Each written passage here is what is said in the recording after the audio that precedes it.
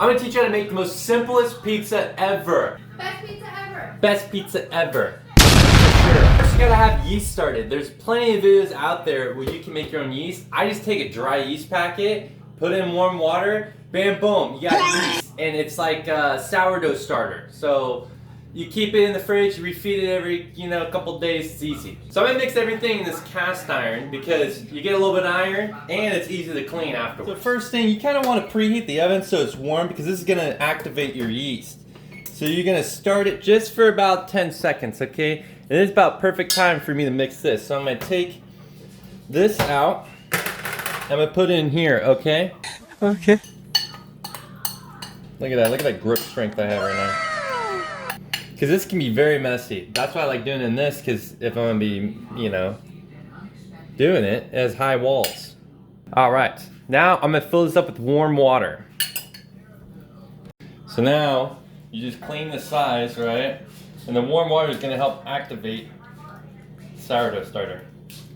So I just cleaned this bowl. This is where I'm gonna put the, sourdough starter after I mix and feed it in this.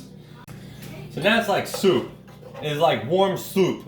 And now you have a place to put your spoon in for a lot of the stuff. So that bowl's clean. We're gonna mix some flour in it. This is the flour I use. I like it unbleached. Apparently bleached is not very good for it, but the cheapest stuff works. So you just add it and you're making like a thick mix. The best way I found is just to act like a KitchenAid.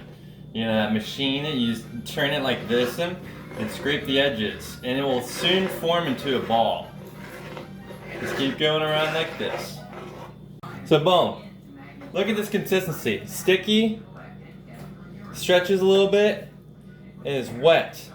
That's what you want to put back to keep for later, your sourdough starter. So this grows like 4 times its value. So you definitely want like it to be around a quarter, because it really explodes. So I'm gonna leave this out because this is where I'm gonna put my spoon in, afterwards. Kind of just, it's nice to be able to put your spoon there and wait while this is rising. So we're gonna add some more of this and just do what you feel is right until it becomes a ball. All right, meanwhile, I got my kitties here, and I got 2 little kitty treats. Which ones do you guys want? You want tuna or salmon? All right. I think they picked the salmon. Let's see what they think. These are our kitty cats. Kuda, sit. This is Novo, and this is Nova, and they are brother and sister. Kuda, sit. Let's see what they think. Oh boy!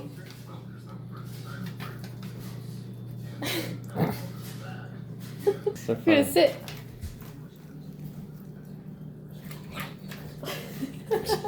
He likes it. Yeah, he does. Ooh.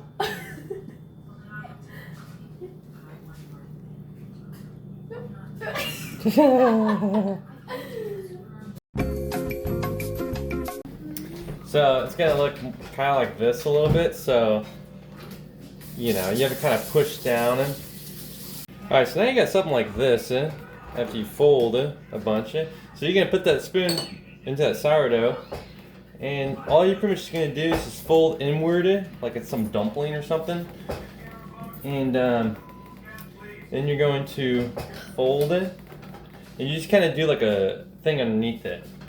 And you see how it's like less mess doing this method.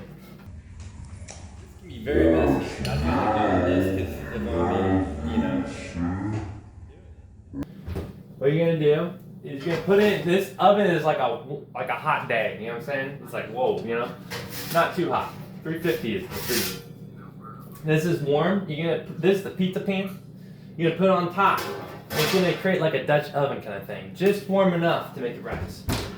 And then I set it. I mean, you could do it for an hour, but pretty much any time it starts to rise. So check on it every 20 minutes. All right, it's been about like 30 minutes. The timer went off not that long ago. We get kind of hot. So this is a little bit bigger. We're gonna stretch it a little bit more. You want it freaking like a huge. And then you throw it back in the oven for another 20 minutes or so. All right, so it's been a little bit, and you can see the time lapse of how much this has risen. This is just sourdough starter. So I'm gonna mix it and put it in the refrigerator. Mamma mia, look at that. It's pretty much doubled in size. And it's nice and fluffy. So this is pizza dough that is ready to be, made into pizza. Alright, so now I've kind of forgotten about it a little bit. So now it's just absolutely huge. So now we're going to set the oven, because we're going to start cooking it, at 475. So we're going to get this baby cooking, high temp. So we're going to smack on some flour. Now this is where you kind of do your seasoning. I do seasoning after because you don't want seasoning to affect how it rises. So you're going to put some powder down. I do some, we're out of the garlic salt. Gotta get that. But we can do garlic powder. Just whatever sounds good. Garlic powder. Let's add some, we can add some paprika. I don't know, you just experiment. I mean, shoot. We can add some Johnnies. Just something salty, you know? Pan. And you're gonna try to remove it. There should be enough flour where it's no problem. And then we're gonna just put it right there. Try to get as much powder and everything out. And then you're gonna have to let this soak. Very important.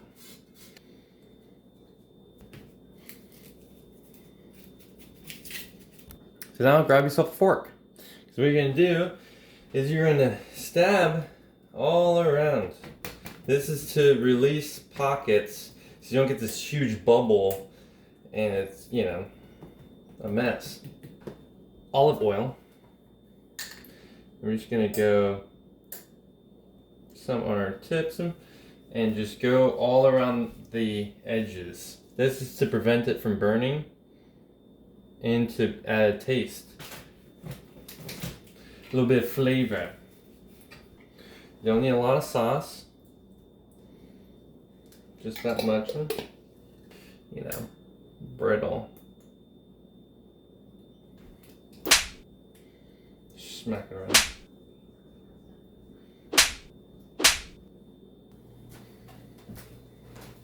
Alright, it's pretty much preheated close enough. You're going to put it on the bottom of the racket. And you're going to do it for 20 minutes.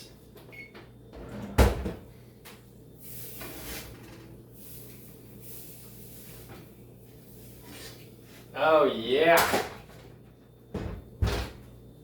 And that's the pizza! But there you have it, guys. The pizza. It's done. Time to enjoy.